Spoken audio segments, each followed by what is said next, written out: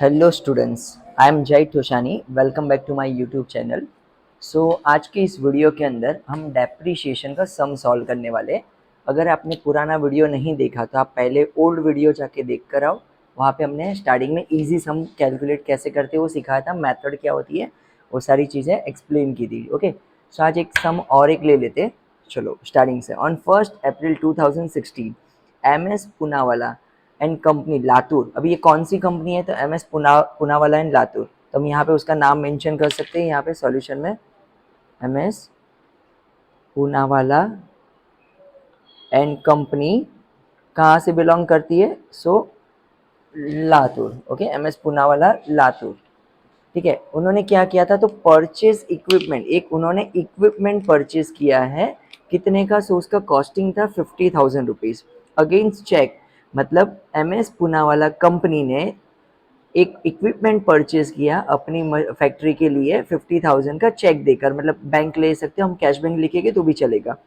They decided to follow FIM यानी कि fix installation method या फिक्स इंस्टॉलमेंट मेथड। ये फर्स्ट मेथड हो जाएगा डेप्रिशिएशन का। The life of the equipment is estimated at 8 years. ये जो एसिड है यानी कि इक्विपमेंट 8 साल चलने वाला है, ऐसा हम एस्टिमेशन लगाते हैं। ठीक है, एंड अगर 8 साल के बाद में उसको भंगार में बेचने जाओ यानी कि उसका जो स्क्रैप वैल्यू होने वाला है वो at the end of its life estimated as 2000, मतलब वो 2000 रुपया उसका स्क्रैप वैल्यू आएगा, ऐसा हम अजम्पशन लगा रहे हैं। ठीक है, आगे। On 1 January 2019 entire equipment is sold for ₹35,000। ये जो 50,000 का इक्विपमेंट लिया था ना इन्होंने 1 जनवरी 2019 को 35,000 में इक्विपमेंट को बेच डाला पूरा का पूरा। The firm closes its books of account on 31 March every year.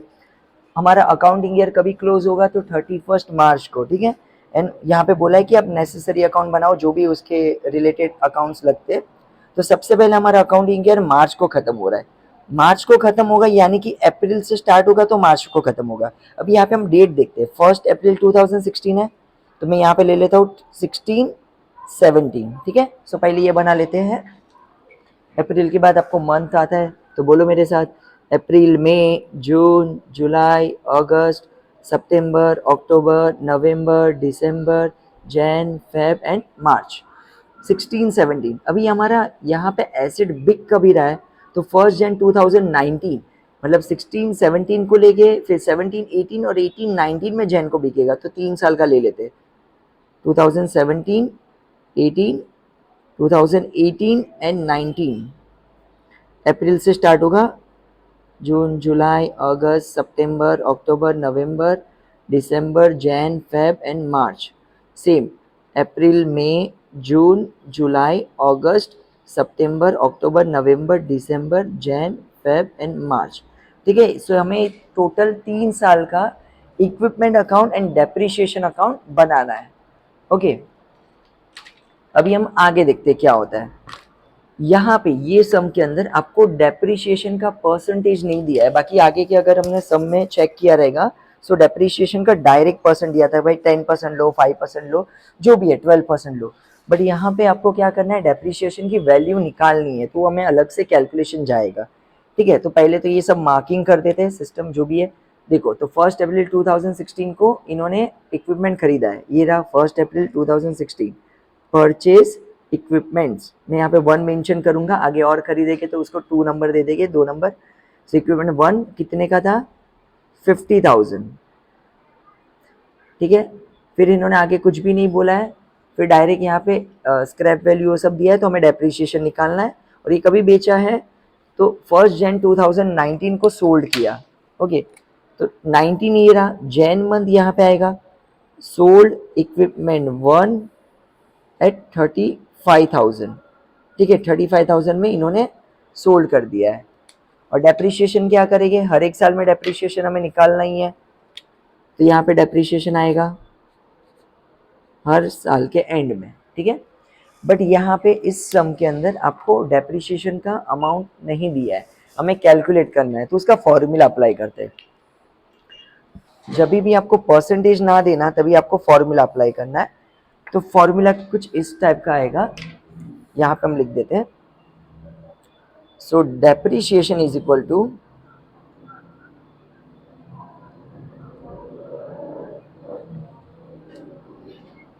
Total cost of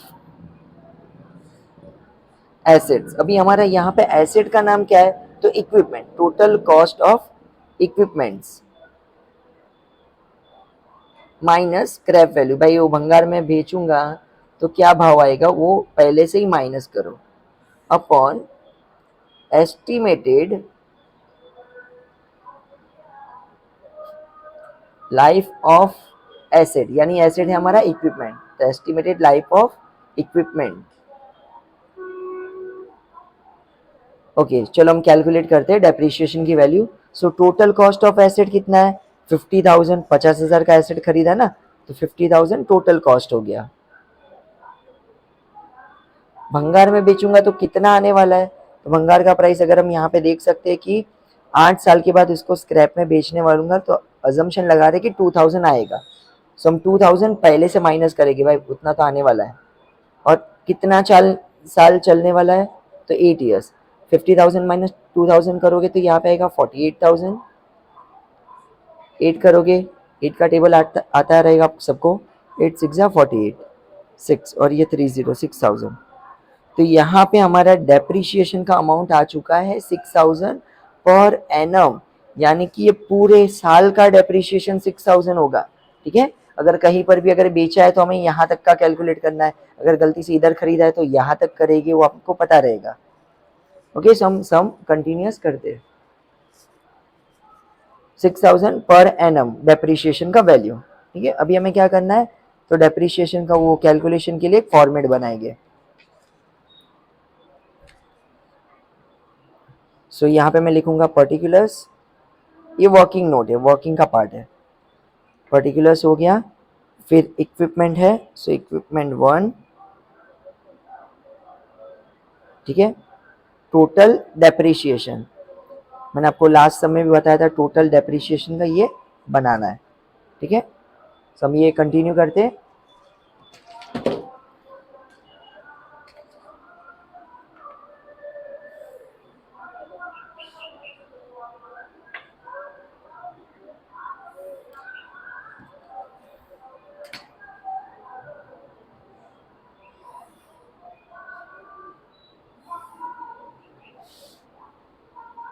okay so continue करेंगे यहाँ पे। चलो तो सबसे पहले हमें क्या दिख रहा है यहाँ पे, ये कैसे कैलकुलेशन करना है आपको पता है, यहाँ से 1 by 1 लेना है। ठीक है, तो सबसे पहले हम लेंगे 16 and 17, तो मैं यहाँ पे ईयर लिख देता हूँ 2016 and 17। 16-17 में हमने सबसे पहले क्या किया यहाँ पे अप्रैल में, तो 1 अप्रैल को परचेज किया इक्विपमेंट 1, तो ऑन 1 अप्रैल परचेस्ड इक्विपमेंट 1 कितने का लिया है 1 अप्रैल को, 50,000, तो इक्विपमेंट 1 के अंदर हम लिखेंगे 50,000। ठीक है, उसके बाद क्या करना है, हमें आगे देखना है। अप्रैल के बाद मई, जून, जुलाई, अगस्त, सितंबर, अक्टूबर, नवंबर, दिसंबर, जैन, फेब, मार्च, अभी तक कुछ भी नहीं किया। तो जब भी ईयर एंड होता है हमें क्या करना है, डेप्रिशिएशन निकालना है। तो चलो अभी हम डेप्रिशिएशन निकालते हैं। डेप्रिशिएशन इस बार आपको डायरेक्ट अमाउंट मिल चुका है। ऑन 31 मार्च डेप्रिशिएशन कितना है यहाँ पे, तो पूरे साल का लेना है ना, तो 6,000, तो डायरेक्ट हम कट करेंगे 6,000 और यहाँ पे टोटल डेप्रिशिएशन आता है। अभी कुछ 16-17 में कुछ बचा नहीं बचा है, तो हम इसको क्लोज कर देते हैं। क्लोज करेंगे, ठीक है। 50,000 में से 6,000 जाएगा तो कितना बचेगा, 44,000। ठीक है, ये 16-17 का हमारा ये कंप्लीट हो चुका है। अब आते हैं हम 17-18 में, तो मैं यहाँ पे लिखूंगा वापस 17-18।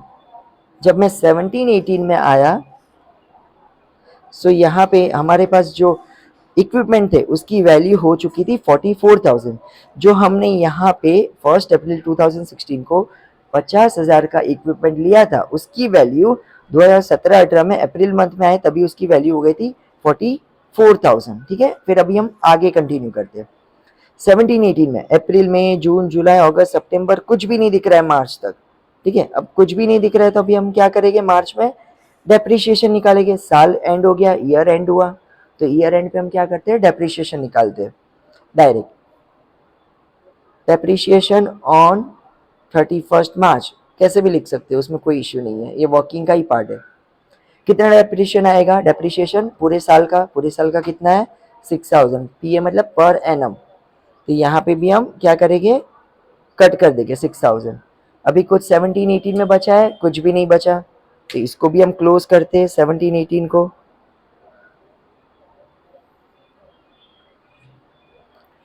ओके, अब यहाँ पे हम कैलकुलेट करेंगे, 44,000 में से 6000 जाएगा, चार वो कट कर दो, दो और, तो यहाँ पे हो जाएगा 38,000।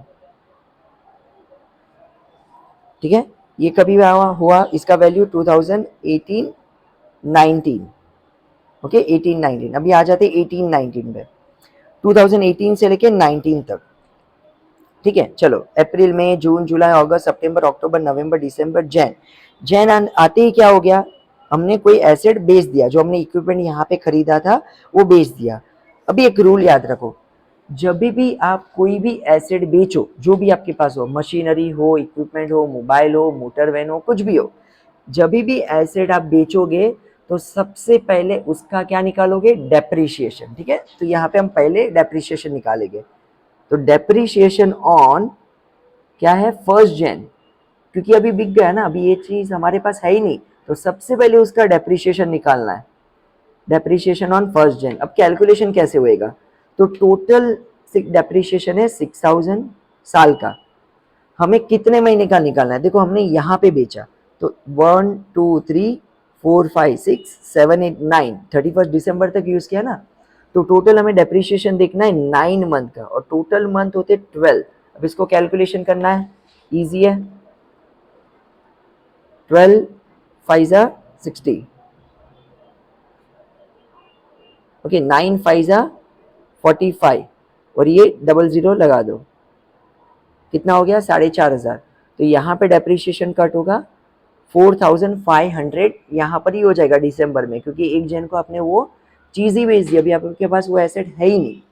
ओके, तो अभी यहाँ पर इंटरनली देखते हैं कितना होता है, तो 38,000 में से 4500 माइनस करना है। ओके, सो 38,000 में से पहले 4000 कट करो, 34,000 हो गया, 500 और कट कर दो, 33,500, ये हमारे एसेट की वैल्यू है। ठीक है, अगर 33,500 की वैल्यू है और हमने बेचा कितने में इसको, तो 35,000 में, तो यहाँ पे मैं लिखूंगा sold equipment 1 on 1 January. Year लिखने की जरूरत नहीं, क्योंकि हमने ऑलरेडी यहाँ पे लिख चुके हैं, कितने में बेचा, 35,000 में। बेचते हो तो अमाउंट को ब्रैकेट में लिखना है। ओके, अभी एक कॉमन लॉजिक लगाओ, 33,500 की चीज अगर आप 35,000 में बेचते हो, तो आपको फायदा हुआ या नुकसान, ऑब्वियस बात है फायदा हुआ, तो यहाँ पे 1500 रुपये का क्या हो चुका है, प्रॉफिट। अगर ये 33,500 की चीज 32 में चली जाती तो 1500 का लॉस होता था, बट यहाँ पे इस केस के अंदर क्या हुआ है, हमें 1500 का बेनिफिट हो चुका है। ओके, सो आपने यहाँ तक ऑब्जर्व किया। इसके बाद हम प्रॉपर ये अकाउंट बनाएंगे, equipment account and depreciation account. ये टोटल देख लेने का, यहाँ पे हो गया 6000, इधर भी 6000। ये कब काम आएगा, जब आप दो चीजें लोगे तभी। यहाँ पे 4500 डेप्रिशिएशन की वैल्यू, यहाँ पे अभी काम नहीं आएगा, जब एक दो इक्विपमेंट होगा, मशीनरी होगा, या इक्विपमेंट 1 इक्विपमेंट 2 ऐसा कुछ होगा, तभी आपको ये काम आने वाला है। ठीक है, सो यहाँ तक किसी को कोई डाउट है, नहीं रहेगा, रहेगा तो कमेंट करो, और क्या। अभी आप सोचोगे कि यहाँ पे मार्च में डेप्रिशिएशन क्यों नहीं निकाला, बिकॉज आपका एसेट यहाँ पर ही बिक चुका है, तो ये बात यहाँ पर ही खत्म हो गई। हाँ, और कोई आपने मशीनरी खरीदा या और कोई चीज होती थी, तो उसका डेप्रिशिएशन यहाँ तक लेते थे, तो उसको बाद में लेते थे। ठीक है, वैसे भी सम हम सॉल्व करेंगे, तो आगे के वीडियो सब देखते रहना। ठीक है, सो अभी मैं आपको equipment account and machinery account बना के दिखाता हूँ। सो अब यहाँ पे ये चेक कर सकते हो, कोई डाउट है तो पूछ लेना। पूरा सम आप स्क्रीनशॉट ले सकते हो।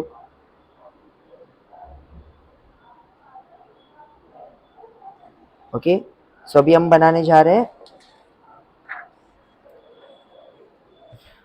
इक्विपमेंट्स अकाउंट, लेजर अकाउंट बनाना है।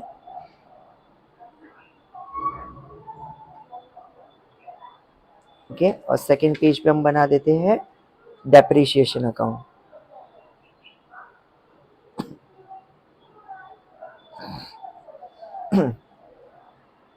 ओके, जैसे ही अकाउंट हम बनाएंगे सबसे पहले क्या करेंगे, सेंटर में एक लाइन बना लेंगे, सो हमें इजी हो जाएगा।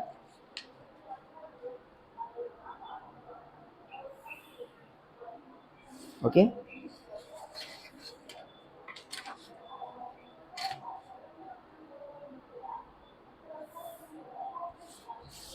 इसके बाद क्या क्या चीज़ें आती है, सो लेजर अकाउंट के अंदर डेट, पर्टिकुलर, ये लेजर है तो उसमें जेएफ का नंबर आएगा, JF debit amount, date, particulars, JF credit amount, amount in rupees, ये डेबिट साइड है, क्रेडिट साइड है, सेम ईयर, डेट, पर्टिकुलर्स, आप भी साथों साथ बनाते जाओ, JF amount, date, particulars, JF and amount, ये क्रेडिट साइड, ये debit side, left hand side debit side होता है, right hand side credit side होगा। ओके, सभी लाइन बना लो, लाइन मान लो भाई, वो वाला लाइन नहीं, नॉर्मल वाला लाइन।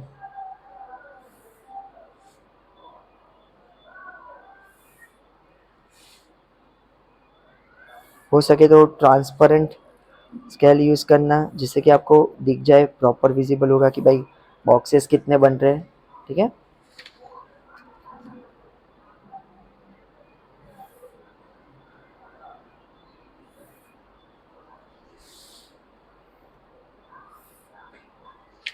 ये हमारा हो गया है डेप्रिशिएशन अकाउंट।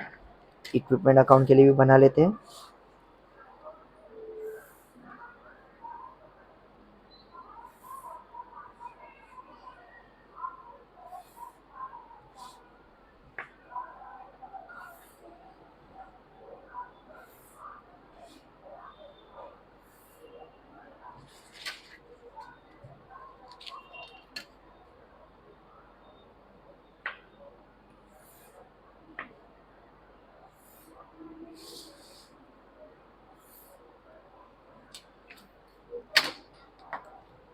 ओके, सो आपके सामने ये दो अकाउंट रेडी हो चुके हैं। इसको हम साइड में कर देते हैं, हमें खाली वर्किंग की ज़रूरत है।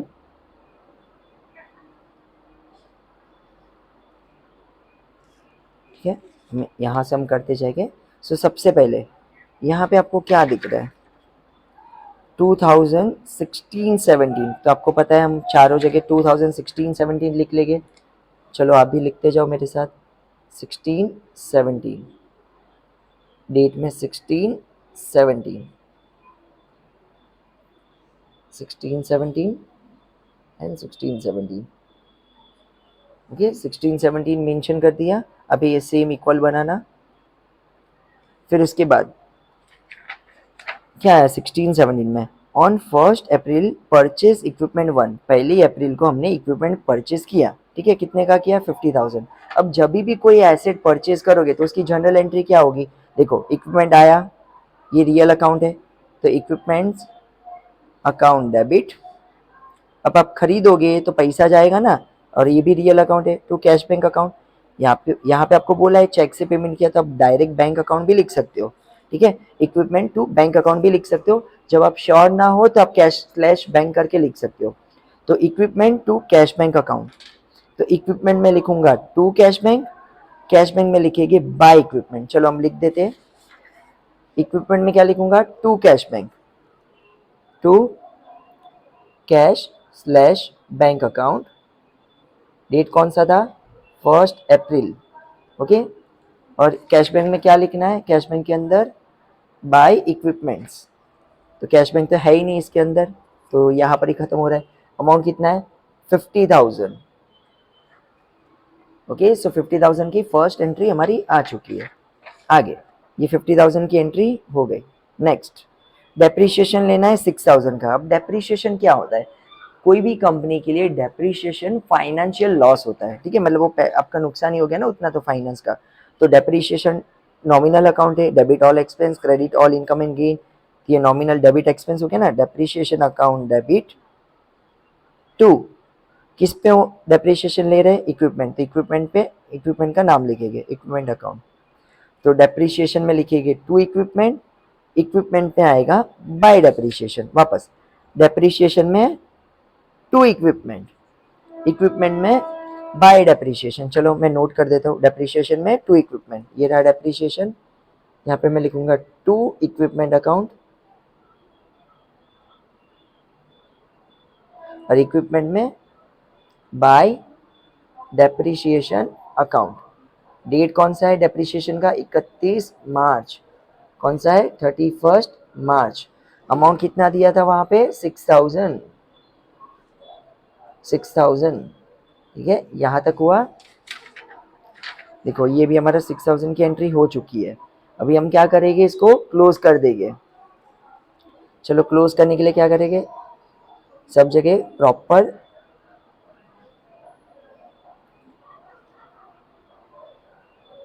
हो सके तो दोनों सामने सामने का पेज कवर करना एग्जाम में भी। ओके, यहाँ पे 50,000, यहाँ पे 6000, बड़ा कौन सा है, 50,000, ठीक है। सेम अमाउंट मुझे यहाँ पे लिखना पड़ेगा 50,000, यहाँ पे कितना डालूँ तो 50,000 होगा, तो 6 कट करो 44, कुछ नहीं तो आपकी वो कैलकुलेशन में मिलेगा। By balance carry down, date कौन सा है, 31 मार्च, ओके। यहाँ पे भी 6000 बढ़ा है तो दोनों जगह 6000 6000 लिख दो।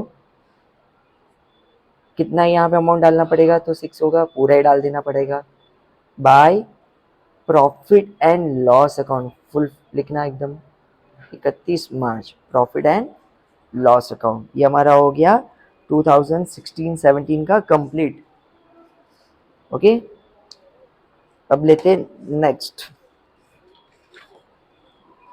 17-18, क्या होगा 2017-18, ये 44 वाला वैल्यू आ चुका है, तो ऊपर की साइड अब इसको नीचे ट्रांसफर कर दो। तो पहले तो मैं 17-18 लिख देता हूँ सब जगह, 17-18,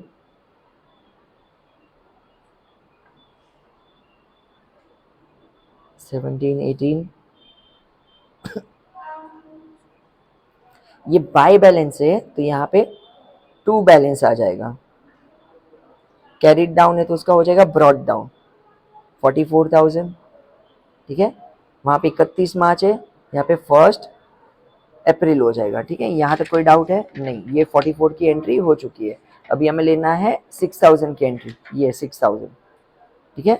6000 की एंट्री ऑलरेडी पता है डेप्रिसिएशन का, डेप्रिसिएशन में टू इक्विपमेंट, इक्विपमेंट में बाय डेप्रिसिएशन। चलो डेप्रिसिएशन में टू इक्विपमेंट्स, इक्विपमेंट्स में बाय डेप्रिसिएशन अकाउंट, डेट कौन सा था 31 मार्च, 31 मार्च। अमाउंट कितना है, सो यहाँ पे हम चेक कर सकते हैं 6000, वो मैंने ले ही लिया, 6000 सेम ही है, 6000, 6000। ओके, अभी इसको क्या करना है, इसको भी क्लोज करेंगे जैसे हमने यहाँ पहले क्लोज किया।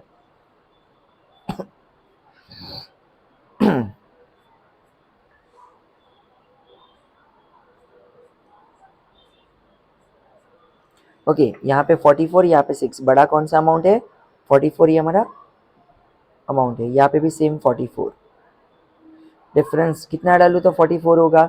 सो यहाँ पे आपको दिया हुआ है 38,000, कुछ नहीं तो कैलकुलेट कर लेना 38,000, ठीक है। इसको हम बोलेंगे बाय बैलेंस कैरिड डाउन 31 मार्च, ठीक है। यहाँ पर भी 6000, 6000 कितना डालेंगे तो कॉमन है, यहाँ पर भी 6000 डालना पड़ेगा। By profit and loss account, ये बोलने के लिए प्रॉफिट एंड लॉस बट है एक्चुअली लॉस, ठीक है। यहाँ पे डेट आएगा 31 मार्च। सो हमारा ये भी कंप्लीट हो चुका है। अभी आगे का 17-18 के बाद क्या दिया है, 18-19 का लेना है। ये बड़ा ध्यान से देखना, यहाँ पे आपको फर्स्ट टाइम सोल्ड की भी एंट्री करनी है और उसका डेप्रिसिएशन, इसका प्रॉफिट की भी एंट्री करनी है। दो एंट्री नहीं आएगी, नहीं मतलब न्यू आने वाली है 2018-19। तो ये ध्यान से ऑब्जर्व करो, ये थोड़ा डिफरेंस आने वाला है 2018-19, 2018-19, 18-19 लिख दो पहले सब जगह। बहुत इजी है, खामखा डरते हो तुम लोग। बाय बैलेंस का इधर क्या आएगा, एक 4 हो जाएगा, टू बैलेंस ब्रॉट डाउन, 38,000 है तो 38,000 यहाँ पे लिख दो। ओके, सो ये 38,000 का अमाउंट आ चुका है। ठीक है, अभी हमें क्या करना है, तो अभी हमें लिखना है डेप्रीशिएशन का 4,500 की एंट्री करनी है। डेप्रीशिएशन की एंट्री सेम ही रहेगी जैसे आप ये करते थे। डेप्रीशिएशन में टू इक्विपमेंट, इक्विपमेंट में बाय डेप्रीशिएशन, बट यहाँ पे डेट चेंज आएगी। ठीक है, पहले मैं कर देता हूँ। डेप्रीशिएशन में था टू इक्विपमेंट,